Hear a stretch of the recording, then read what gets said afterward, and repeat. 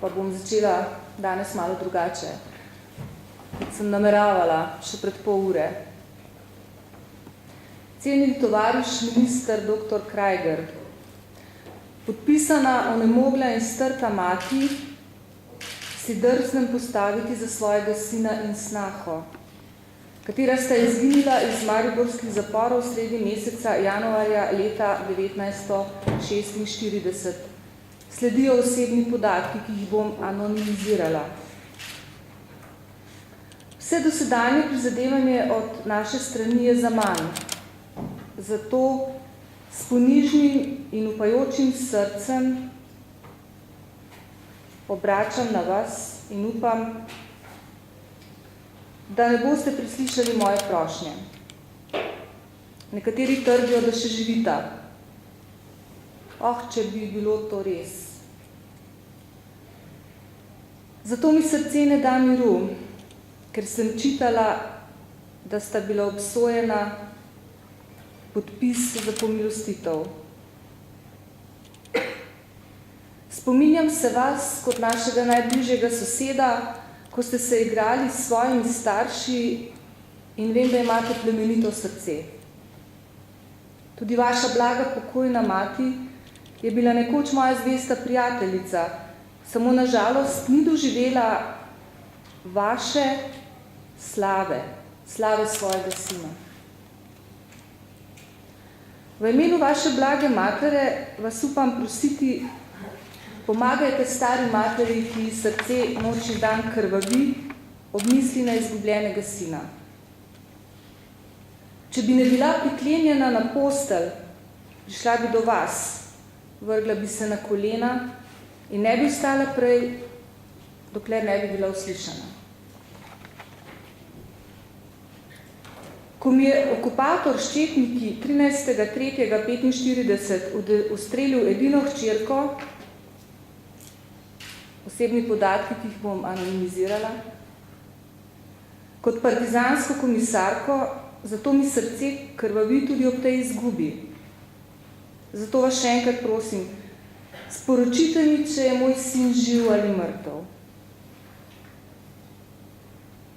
Vas najlepše pozdravljam, ter se vam obenem zahvaljujem za uslugo. Podpisana mati, ki jo bom anonimizirala. Ta mati je pisala pismo cenjenemu tovarišu ministru dr. Krajgerju v začetku leta 50 in po nekaterih podatkih je bil njen sin takrat že 4 leta pokojni. Izginil, ustreljen, Bog ve kje, v okolici Maribora, ne vemo. Zaradi takih mater in takih sinov morajo naši arhivi biti in ostati odprti. Takih mater in takih sinov je bilo pri nas neštetno, na tisoče, 10 tisoče. In naloga naše generacije je, da odpravimo s to temno preteklostjo, ki nas tako teži. Dr. Jože Pučnik je v enem intervjuju leta 1998 zapisal: temeljni problem je v tem, da nam v Sloveniji razmerja do totalitarne preteklosti ni uspelo urediti. In res nam ga ni uspelo urediti. In enako je trdil njegov sodobnik Václav Havel, češki dizident, upornik, ki je postal predsednik Češke. In Čehi so, za razliko od Slovencev, uspešno prelamljali svojo totalitarno preteklostjo. Uspešno prelamljali in njihov arhiv je odprt. Najbolj odprt arhiv totalitarne komunistične policije, obveščevalnih služb, kontraobveščevalnih služb, ki so delovale po različnih ministrstvih v Evropi. Pri nas pa zapiramo še tiste ostankov, ki jih sploh imamo. V tem svojem razmisleku bom podala nekaj nastavkov, za katere želim, da bi se v tej javni razpravi morda razvili v nekatera vprašanja, če ne celo odgovore.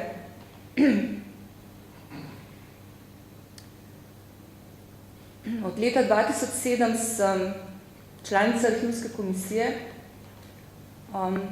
in leta 2008, ko sem nastopila mesto direktorice Študijskega centra za narodno spravo, pravzaprav nisem kaj dosti vedela o teh zadevah. Zdaj se z njimi seveda zelo, zelo pospešeno seznanjam in ugotavljam tudi primerjalno v stikih z mojimi kolegi iz drugih postkomunističnih držav, kako revni smo na tem področju. In ko se pogovarjam z mojimi kolegi, ne morejo verjeti, da je stanje v Sloveniji na področju arhivov tako šokantno, alarmantno.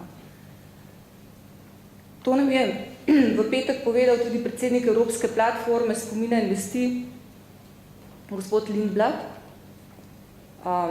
ki nam je seveda že v preteklih mesecih, oziroma takoj, ko je bil sprejet ta zakon, poslal eno posebno pismo v imenu platforme, v katerem pravi, da bi se lahko učili iz grozot preteklosti, mora biti dostop do teh arhivov omogočen vsakomur. Poudarek na vsakomur. Na Češkem je temu tako. Vsakdo gre lahko v arhiv. Nedemokratična vladavina in kršitve temeljnih človekovih pravic se na evropskih tleh ne smejo nikoli več ponoviti. Na načelnem nivoju seveda vsi prisegamo na človekove pravice in temeljne svoboščine, ampak pravijo hudiče v podrobnostih. In o teh podrobnostih bomo danes spregovorili. Tukaj moji kolegi raziskovalci, ki to gradivo izjemno dobro poznajo in vejo, kje se skrivajo pasti. Kot že rečeno, jaz opozorim samo na nekaj zadev.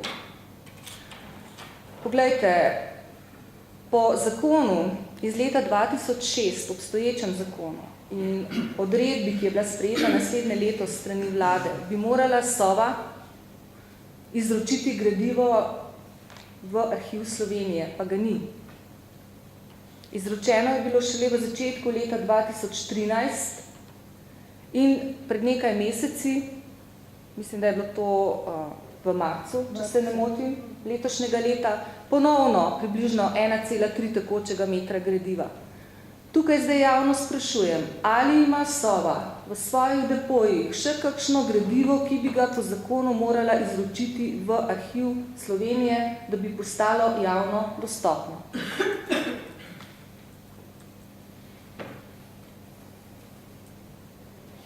V arhivu Slovenije je približno malo več kot 400 tekočih metrov arhivskega gradiva, ki vsebuje tako imenovane občutljive osebne podatke.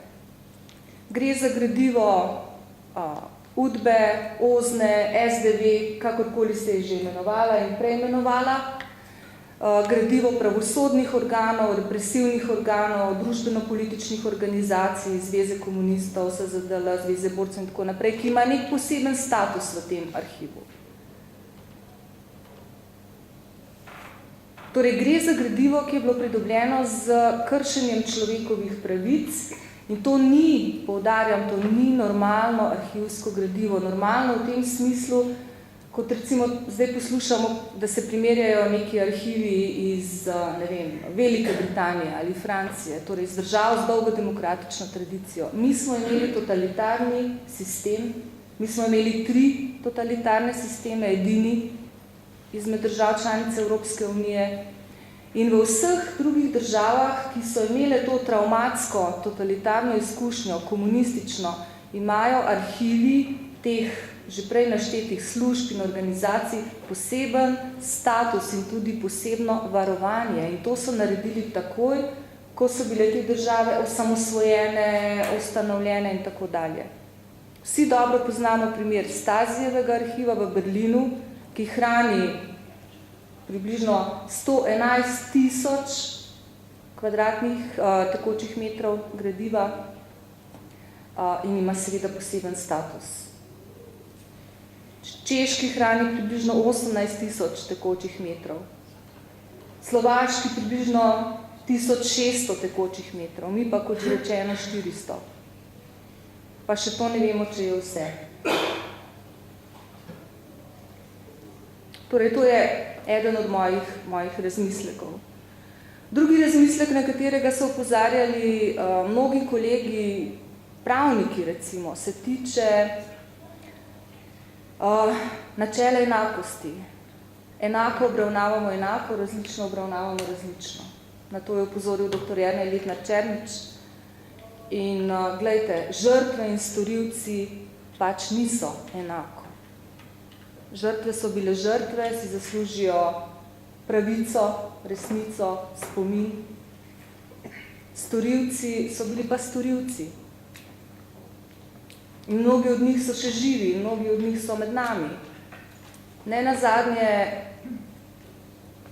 imamo med sabo ljudi, ki so pomagali pri uničevanju arhivskega gradiva.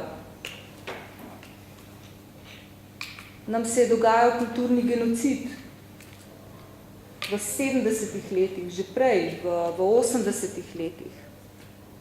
Imamo imena, slike, ampak ovadba je bila vložena proti neznanemu storilcu.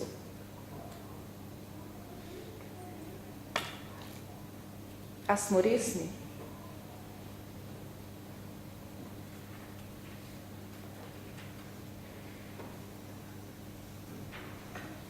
Mnogi govorijo, da zdaj niso časi za ukvarjanje s preteklostjo. Ampak velja star pregovor, stavek, ki pravi, da kdor se ne ukvarja s preteklostjo, pač je obsojen na njeno ponavljanje. In jaz osebno si seveda ne želim ponavljanja kakšnega totalitarnega režima, ampak sem pa prepričana, da če ne bomo imeli odprtih arhivov, če ti arhivi ne bodo dostopni raziskovalcem, kot je recimo magister Omerza, brez da bi imel za sabo ne vem kakšno institucijo. Njegova institucija so njegove knjige, potem nam ni rešitve, potem drsimo nazaj v preteklost. Če arhivi ne bodo odprti zgodovinarjem do te mere, da bodo videli vsa imena, rojstne datume, kraje bivanja, kaj so ljudje počeli, potem seveda ne bomo imeli celovite slike naše preteklosti. Potem bomo imeli slepo pego našega spomina, tako kot smo imeli do leta 90, ko nismo vedeli za povojne poboje. Večina ljudi ni vedela za nje. A se želimo še naprej slepiti?